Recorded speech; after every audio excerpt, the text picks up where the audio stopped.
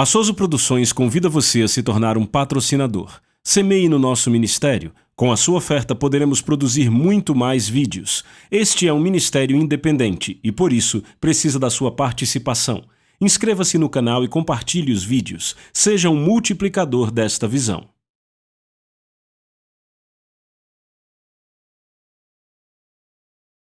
Os versículos usados nos vídeos que traduzimos nem sempre correspondem a versões em português. Muitas vezes precisamos traduzir do original em inglês para fazerem sentido no contexto do vídeo.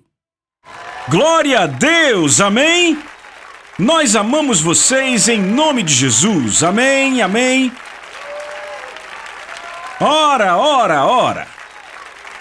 É muito bom estar de volta aqui. Estamos empolgados porque estamos começando o nosso primeiro episódio e eu vou começar falando com vocês sobre o livro Movido pela Eternidade. Faça a sua vida contar, hoje e para sempre. Então vejamos, antes de eu abrir aqui e falar sobre qualquer coisa, eu quero apresentar para vocês uma palavra que talvez não conheçam. É a palavra Zenit. Eu procurei no dicionário a definição da palavra Zenit. Zenit é o ponto mais alto alcançado por um objeto. Esse termo muitas vezes é usado para objetos celestes, como o Sol. Quando o Sol atinge o zênite, ele está no ponto mais alto do céu. No entanto, não é apenas a isso que ele se refere. Zênite pode ser o ponto mais elevado alcançado por um objeto. A segunda definição foi a que eu realmente gostei. Ela diz o momento, repitam comigo, o momento, quando algo é mais poderoso ou bem-sucedido. Eu vou repetir, é o tempo quando algo é mais poderoso ou bem-sucedido. Sinônimos temos ápice ou cume. Vocês devem ter percebido que na capa do nosso livro, aqui está o nosso livro Movido pela Eternidade, temos um relógio. E por que nós temos um relógio na capa desse livro? Sabe, toda vez que Jesus falou sobre o eterno, ele sempre aparece falando da hora zênite, que são 12 horas. Notaram à meia-noite uma voz veio, correto? E se você observar, 12 horas é a hora zênite. Ou seja, durante o dia é a hora que o sol está mais alto no céu, certo? E à meia-noite, o zênite é o ponto médio da noite. Se vocês perceberem, haverá 12 sessões no nosso curso. Serão 12 episódios e é interessante que haja 12 horas num relógio. Então chamaremos cada episódio, chamaremos hora 1, hora 2, hora 3, e eu vou te preparar para a hora 12, amém? Porque queremos estar prontos para o zênite. Então, deixa eu te falar algo. O que devemos nos perguntar é qual o nosso alvo zênite para essa aula, para esse curso que estamos iniciando. Nós vamos começar lendo um salmo, Salmos capítulo 90, versículos 12 e 17, na Nova Tradução Viva. O Salmo diz, nos ensine, na verdade é Moisés falando aqui, então Moisés diz, nos ensine a tirar o máximo do nosso tempo. Repitam comigo, nos ensine a tirar o máximo do nosso tempo. E torne os nossos esforços bem-sucedidos. Sim, ok? Sim, torne nossos esforços bem-sucedidos. Eu vou ler de novo. Nos ensine a tirar o máximo do nosso tempo e torne nossos esforços bem-sucedidos. Sim, torne nossos esforços bem-sucedidos. O objetivo de qualquer pessoa com a mente sã é viver uma vida que conte. Quantos podem dizer amém para isso? Qualquer pessoa que estiver bem na sua cabeça vai dizer, eu quero viver o melhor desta vida. Essa era a oração de Moisés. Senhor, torne os nossos esforços bem-sucedidos. De fato, ele não orou apenas uma vez, ele orou 2 vezes. Você notou que eu li 2 vezes? Não era eu repetindo, está escrito 2 vezes. Ele diz, torne os nossos esforços bem-sucedidos. Sim, torne os nossos esforços bem-sucedidos. De fato, é um estilo de escrita no hebraico. Quantos aqui sabem que quando escrevemos e queremos exclamar algo, podemos usar um ponto de exclamação, podemos usar itálico ou negrito, não é? No entanto, os escritores hebreus, sempre que queriam enfatizar uma declaração ou palavra, escreviam essa palavra 2 vezes. Vejam, Mateus capítulo 7, Jesus disse, nem todo aquele que me chamar Senhor, Senhor, entrará no reino dos céus. Se você estivesse lá, quando Jesus estava pregando o Sermão do Monte, teria ouvido algo como, nem todo aquele que me chamar Senhor, entrará no reino dos céus. Se você fosse Mateus sentado lá, você poria a palavra 2 vezes para enfatizar o que Jesus enfatizou, entendeu? Essa era a forma deles enfatizarem, torne as nossas vidas bem-sucedidas. Essa é a vontade de Deus para a sua vida, que você viva uma vida bem-sucedida Então não deixe que ninguém te diga o contrário. A vontade de Deus para a sua vida é que você viva uma vida bem-sucedida. Diga amém! Eu posso te dar quantos versículos você quiser. Ele disse que quer que você viva uma vida significativa. Deuteronômio capítulo 30, verso 9, na Nova Tradução Viva. Moisés diz: o Senhor, o teu Deus, vai te fazer bem-sucedido em tudo o que você faz. Em Josué capítulo 1, versículo 8, Deus diz: esse livro da lei não deve se afastar da sua boca, mas medite nele dia e noite. Você já conhece essa passagem? De modo que façam de acordo com tudo que está escrito, para que então façam seu caminho prosperar, e então tenham um bom sucesso. Repitam: bom sucesso. Então deixa eu te dizer, é preciso sabedoria de Deus para ter sucesso. Eu vou dizer de novo, é preciso sabedoria de Deus para ter sucesso. Provérbios 19:8 diz: aquele que ama a sabedoria ama o seu próprio melhor interesse e será um sucesso. Eu vou ler de novo. Aquele que ama a sabedoria ama o seu próprio melhor interesse e será um sucesso. Não é bom, como ele diz, que você ama o seu próprio melhor interesse e será um sucesso se amar a sabedoria? Então, sabedoria nos dá conhecimento e habilidade para fazermos as escolhas corretas no momento oportuno. A verdadeira sabedoria não é para os que têm mente aguçada. É para aqueles que temem a Deus e só pode ser encontrada em Cristo. Construir uma vida de significado eterno deve ser feito baseado na sabedoria de Deus, e é sobre isso que essa mensagem fala. A sabedoria traz sucesso. E se você tiver sucesso, você será recompensado por isso. Como eu sei disso? Porque Provérbios 9:18 na Nova Versão Internacional diz assim: se você for sábio, a sua sabedoria vai te recompensar. Deixa eu te dizer, Deus quer recompensar pessoas, Ele tem paixão por isso. Quantos aqui sabem que Deus é galardoador? Eu não ouvi muitos améns. Deus é galardoador, amém? Na verdade, basta ver como ele se apresenta para Abraão. Você sabe como ele se apresenta? Ele diz: eu sou o seu escudo e a sua excepcional e grande recompensa. Bem, como pai eu aprendi isso. Eu tenho 4 filhos e eu amo os meus 4 filhos. Eu amo dar desafios aos meus filhos e vê-los superar esses desafios, mas o que eu realmente amo é recompensá-los por isso. Mas quantos aqui sabem que você não recompensa as pessoas se elas não merecerem? Mas como pai, eu amo recompensar os meus filhos se eles merecem, amém? Nós lemos em Salmos 37:18, na Bíblia Viva: dia após dia, o Senhor observa as obras feitas por homens piedosos e lhes dá recompensas eternas. Veem, Ele ama dar recompensas, mas as suas recompensas são eternas. Vamos falar disso. O desejo de Deus pelo nosso sucesso tem sido enfatizado na igreja na nossa geração. Nos últimos 10, 20 anos, quantos sabem que temos pregado que Deus realmente quer que tenhamos sucesso, um bom segmento da igreja? No entanto, há muitos na igreja hoje que apenas deram ouvidos a um aspecto disso e não equilibraram com o evangelho inteiro. Como resultado disso, temos muitas pessoas que pegaram as promessas de Deus, porque quantos sabem que as promessas de Deus vão te trazer bons resultados, prosperidade, um bom relacionamento, um bom casamento? Só que algumas pessoas têm agarrado as promessas de Deus e as têm usado para viver o hoje, ao invés de olhar para elas do ponto de vista eterno. Vocês estão comigo? Se vocês apenas olham para os princípios de sucesso de Deus e não olham para o conselho completo da sua palavra, vão acabar, possivelmente, alimentando uma vida que vive para o hoje, que busca o sucesso para o hoje. Então a única diferença entre você e o mundo será que o mundo vive para o sucesso hoje, mas você tem promessas para embasar isso. Deus quer que sejamos pessoas que veem as coisas pelo escopo da eternidade e que tenham a medida do sucesso pelo eterno, entendem? Se você olhar para algumas pessoas na Bíblia, elas não eram tão bem-sucedidas para os padrões do mundo. Você olha para João Batista e não diria que ele é bem-sucedido. Qualquer cara que mora no deserto e se alimenta de mel silvestre e gafanhotos e que anda por aí com um cinto amarrado na cintura não é um cara bem-sucedido para os padrões do mundo. Elias não parecia ser bem-sucedido vivendo às custas de uma viúva, mas ainda assim era bem-sucedido, entendem? João Batista foi definitivamente um sucesso. Então o que devemos fazer como crentes é termos uma perspectiva eterna do sucesso. Do contrário, começaremos a viver para o hoje. Porque deixa eu dizer uma coisa, amigos, todos nós um dia estaremos diante do tribunal de Cristo. É um bom lugar para dizer amém. E quando isso acontecer, vamos descobrir se a nossa vida, se construímos a nossa vida para ser medida com os padrões eternos ou para ser medida com os padrões temporais? Então vocês não acham uma boa ideia olharmos o que Deus tem a dizer sobre ser bem-sucedido e ter uma boa significância? Você pode dizer amém? Então, antes de fazermos isso, precisamos estabelecer o eterno, o que é a eternidade, o que é o eterno. Você pode abrir a sua Bíblia comigo em Eclesiastes capítulo 3.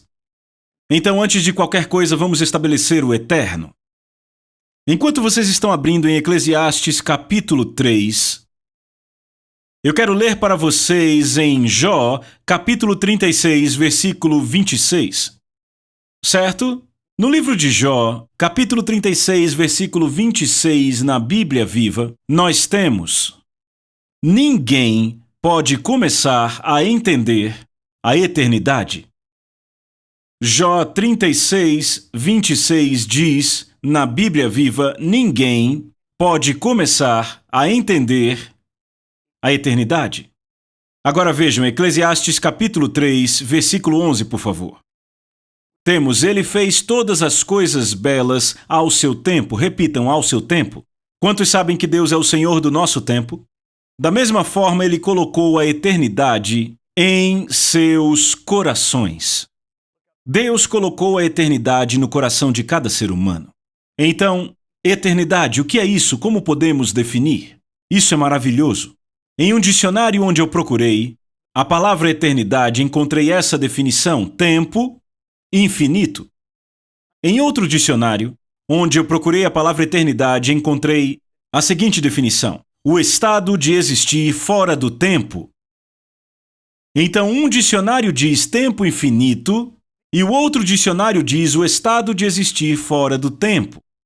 Eu achei isso hilário. Por que é que nunca questionaram isso? Suponha que o dicionário fosse um livro de ciências e desse a definição de um peixe e um livro de ciências dissesse um peixe é um anfíbio que vive dentro da água. E outro livro de ciências dissesse o peixe é um anfíbio que vive fora da água. Um diz dentro da água, outro diz fora da água e a gente fica o quê? Isso é loucura! Como dois livros de ciências descrevem um peixe como vivendo no estado da água e outro vivendo fora do estado da água. Então nós temos dois dicionários que têm centenas de anos, são dois dicionários bem estabelecidos e antigos. Um diz que a eternidade está dentro do tempo e o outro diz que a eternidade está fora do tempo. Como podemos ter chegado nisso? Eu te digo como, é porque ninguém pode começar a entender a eternidade. Uma mente não é capaz de aprender conceitos infinitos. Pense sobre isso. Pense no fim do universo. Você já fez isso? Desde que eu era um garotinho, eu fico pensando onde é o fim do universo. Você poderia parar um pouquinho comigo e pensar onde é o fim do universo? Você pode me dizer onde é? Pode me dizer o que tem no fim? Será que tem uma parede? Tudo bem, então se tem uma parede no final do universo, o que é que tem do outro lado da parede? Se não tem nada do outro lado da parede, então você concorda comigo que o universo vai mais longe? Você não consegue apreender o fim do universo porque a sua mente não apreende coisas infinitas, entende? Agora pense comigo num poço sem fundo. Pelo amor de Deus, como você pode se imaginar caindo para todos sempre? Não, pense comigo, duas coisas estão confundindo a nossa mente aqui. A primeira é cair para sempre, nunca parar. A segunda coisa é não ter fundo, por todos sempre, isso bagunça sua mente. Agora pense em Deus. Ok? Vamos pensar em Deus, por favor, um minuto, ok? Vamos lá, Deus. Onde ele começou? Quando ele se tornou Deus? Quer dizer, quem deu à luz ele? E alguém pode dizer, ele sempre foi Deus, está completamente certo. Agora me fale sobre isso, com a sua mente. Agarre o conceito, por favor, com a sua mente. Você não consegue. Porque Deus fala em Salmos 92, antes que os montes nascessem e se formassem a terra e o mundo de eternidade em eternidade, de eternidade do pra sempre, à eternidade, ao pra sempre, tu és Deus. Ele sempre foi Deus, é Deus hoje e sempre será Deus. Para todos sempre ele é Deus. Tente entender isso com a sua mente, você não consegue, mas o seu coração sim. Então, o que é inalcançável, ouça com atenção, o que é inalcançável para a sua mente, foi colocado em nossos corações pelo Criador. Eclesiastes diz, ele colocou a eternidade em nossos corações. Mas é inalcançável para a nossa mente, é por isso que a Bíblia fala, em Salmos 41, o tolo disse em seu coração, não há Deus. Agora note que a Bíblia não diz, o tolo diz em sua mente que não há Deus. Veja, o ateu diz que não há Deus, não é verdade? Mas sabe onde ele está dizendo? Está dizendo na mente. Isso me lembra um grande amigo meu. Um grande amigo meu, há anos atrás, ele era um devotado. Ele dizia de si mesmo ateu. Ok? E ele era um ateu inveterado. Era um homem muito bem-sucedido, um homem muito rico. Qualquer pessoa que tentasse pregar para ele, ele não dava a mínima bola. E um cara tentou pregar para ele uma vez, falando do evangelho. Ele tirou a Bíblia da mão do rapaz, jogou no chão e pisou em cima. Ele era um ateu convicto, ok? Mas aconteceu que ele começou a ter dores muito fortes no peito. Tiveram que abri-lo e fizeram uma cirurgia muito invasiva. Depois que abriram, eles fecharam e disseram: você vai morrer nas próximas 24 horas, assine o que tem que assinar, faça o que tem que fazer, você não vai sobreviver. Então ele deitou na cama do hospital naquela noite e, de repente, um pensamento começou a vir. Eu vou para casa, e essa casa para onde eu vou, eu não sei se é onde eu quero estar. Ou seja, ele sabia que ia para o inferno. E aí está, um ateu convicto. E sabe o que aconteceu? Ele morreu 2 vezes naquela noite. E ele conta, eu nunca vou esquecer de como ele fala disso, é um amigo meu, eu o conheço. E ele deixou o seu corpo, ele disse que é como tirar o pé de um sapato e ele começou a descer em uma rápida aceleração para o que ele acreditou ser as profundezas da terra.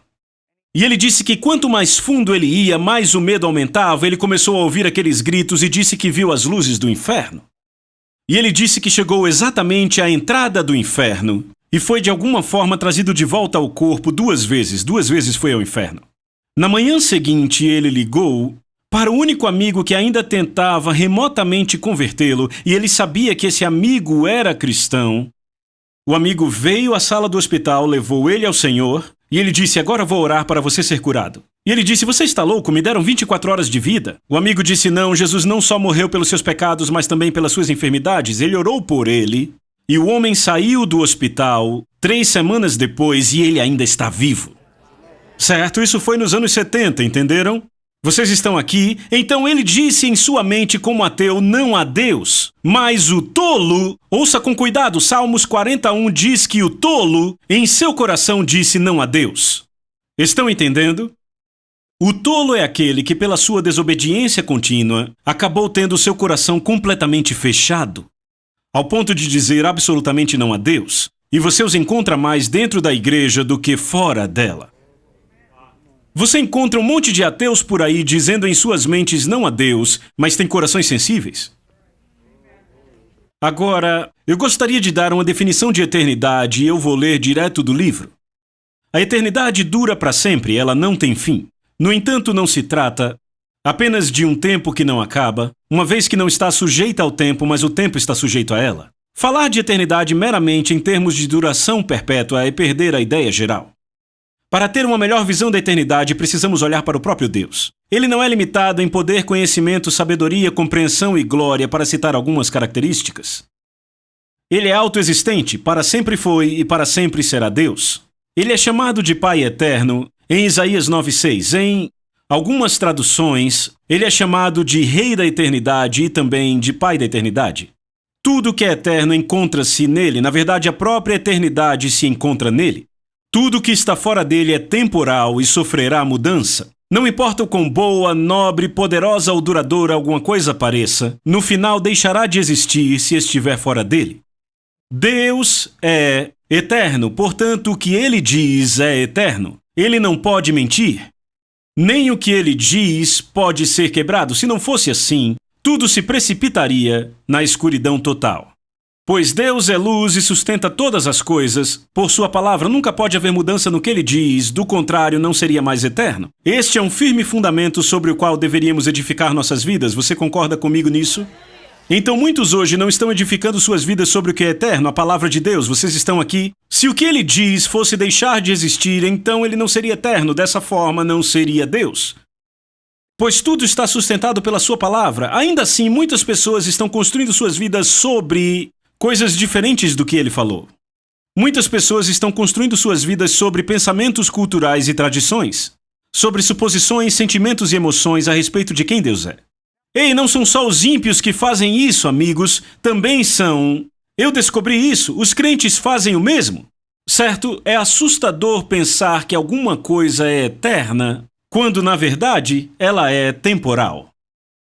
Quer dizer, você está construindo sua vida sobre uma fundação falha e está se preparando para falhar?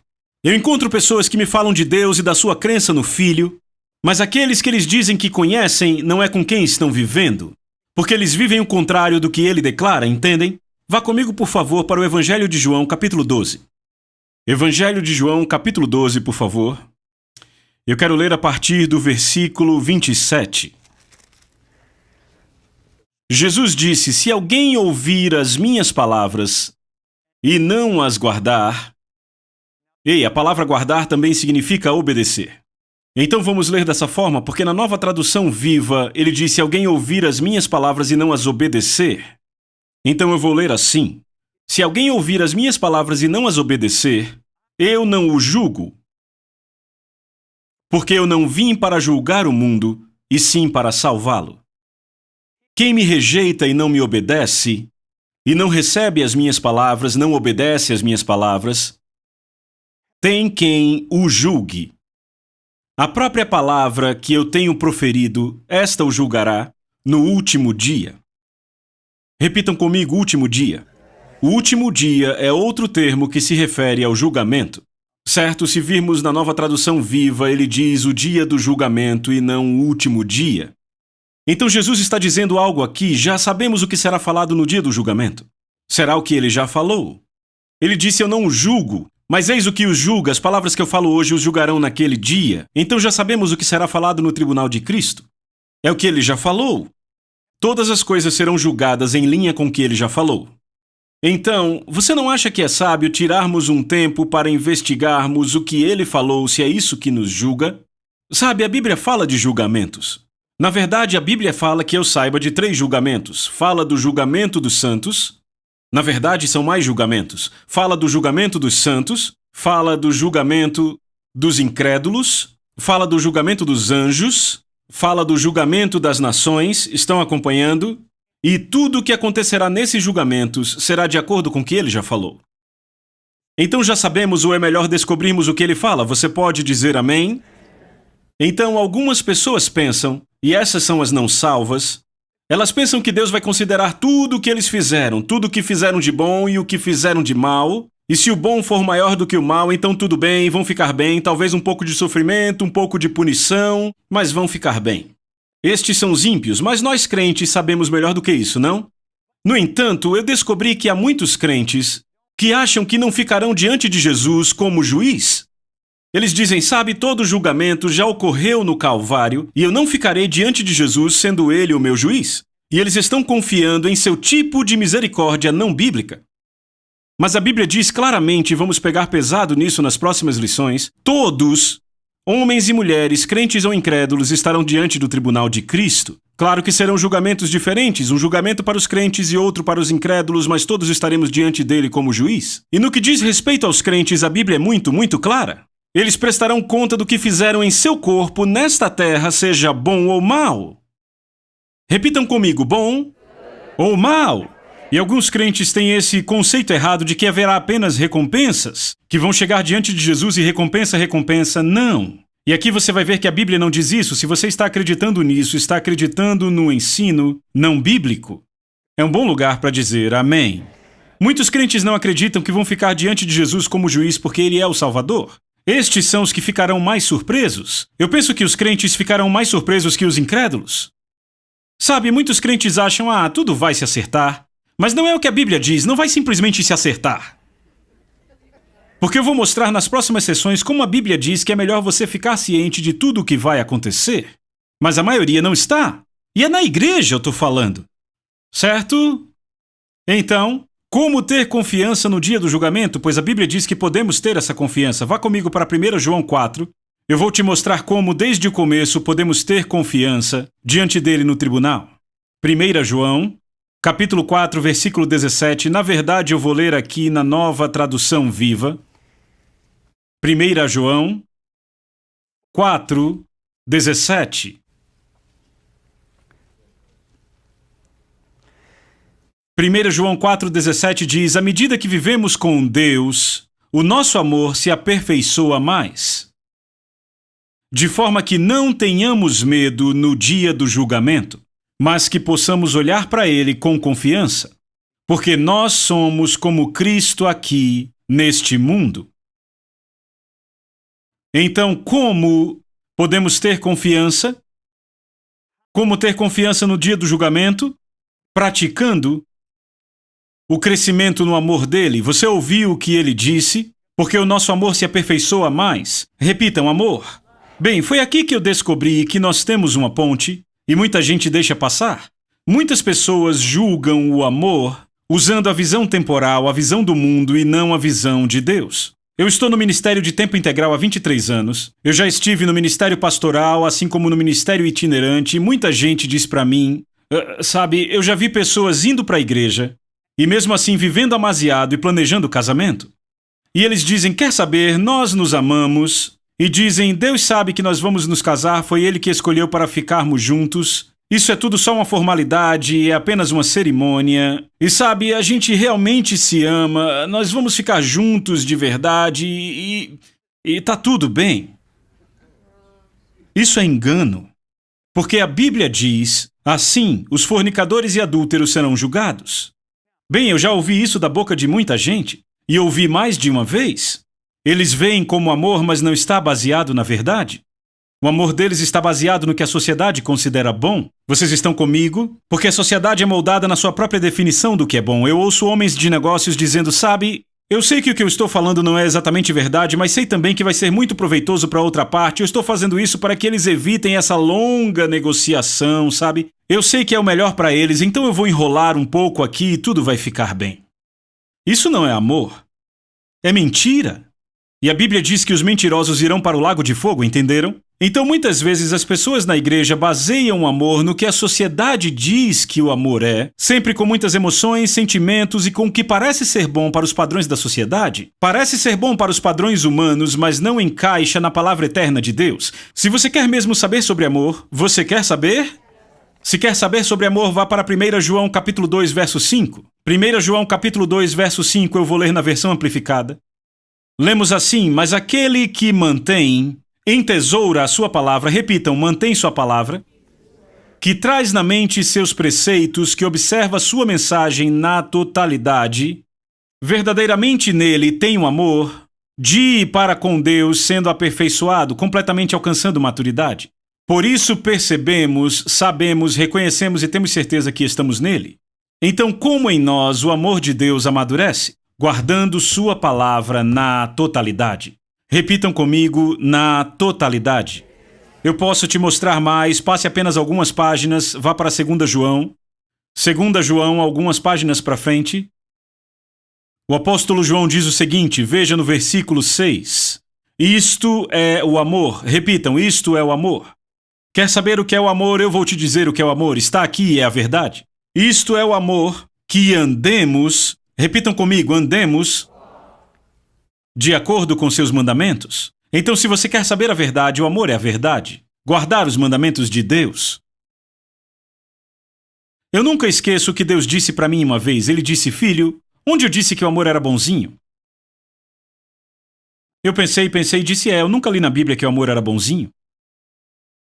E ele disse, você não vai achar? E de repente eu percebi que a minha definição de amor estava errada. E eu comecei a estudar o que o amor realmente era. Se quer saber a verdade, o amor é a verdade. E é guardar os mandamentos dele, porque ele é o amor. Eu disse, ele é o amor. Mas quantos aqui sabem que guardar os mandamentos dele nessa sociedade, Pedro disse que é ir contra a corrente? Vocês estão aqui? Então, a chave é saber o que o rei espera e deseja, que se guarde sua palavra, porque isso é o que vai nos julgar no dia do julgamento.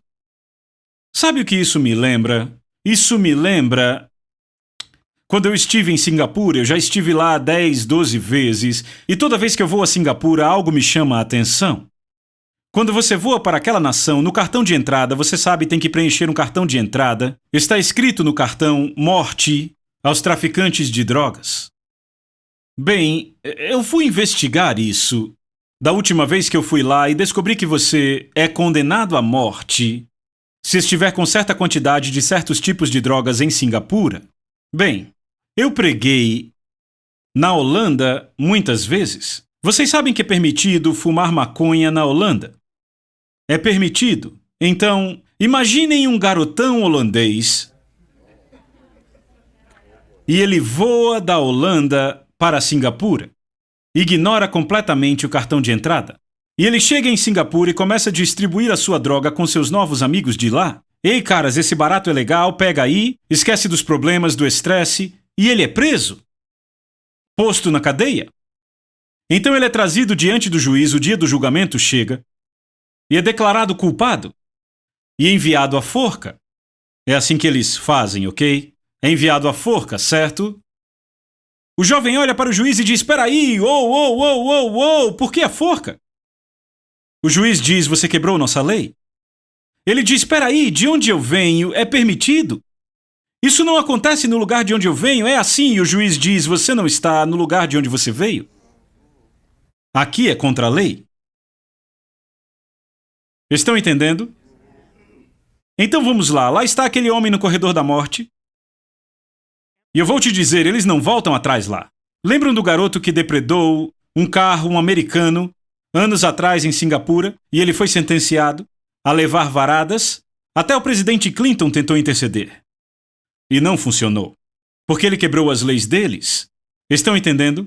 Bem, a questão que temos que entender é que quando estivermos no tribunal de Cristo, ele não vai dizer, sabe, a América tinha uma cultura muito liberal, e eu entendo que você se esforçou. João disse, todo aquele que guardar sua palavra na totalidade. Você já notou quantas vezes na palavra Deus diz, guarda com diligência, guarda com diligência, guarda com diligência? E o que acontece é que chegamos no Novo Testamento, e aí dizemos, sem problema, tudo já foi resolvido, a graça foi dada, podemos fazer o que quiser. A graça não funciona assim, amigo. Mais tarde eu vou te mostrar que a graça, na verdade, é mais um poder para nos ajudar a fazer o que o reino de Deus espera, ao invés de uma cobertura para que possamos viver completamente sem lei, contrários às leis do reino. É um bom lugar para dizer amém. Então, recompensas, vamos falar de recompensas em todas as sessões. E como eu disse, há mais de um julgamento, julgamento para os crentes, julgamento para os incrédulos, julgamento para os anjos. As decisões vão variar no tribunal de Cristo. Haverá perda e haverá punição, mas também haverá recompensas e falaremos disso depois. E eu quero sinalizar algo para vocês hoje à noite. E é o seguinte: as decisões tomadas no tribunal de Cristo são eternas, são chamadas julgamentos eternos. Vamos falar disso na próxima lição. Repitam comigo, julgamentos eternos. O que isso significa é que as decisões tomadas no tribunal de Cristo não serão nunca mudadas. Não é como se você pudesse ir lá e apelar, tipo alguns anos depois do tribunal de Cristo. Não dá para fazer isso. Agora, para o crente, não é questão de onde passaremos a eternidade, mas como passaremos a eternidade. E falaremos disso em profundidade nesse curso.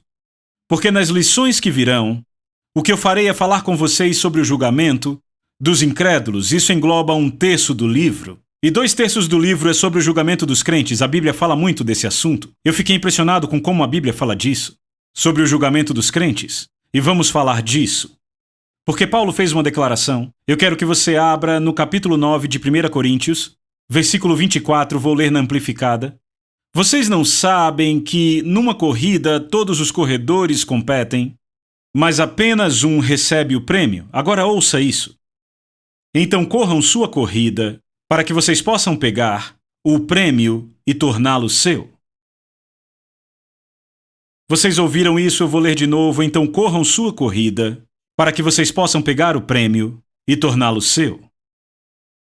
Mas todo atleta que vai ao treinamento se conduz com temperança e se restringe de todas as coisas, para uma coroa que logo perecerá. Mas nós fazemos para receber uma coroa de duração eterna, que não perece. Desta forma, eu não corro sem certeza, sem alvo definido. Repitam, alvo definido.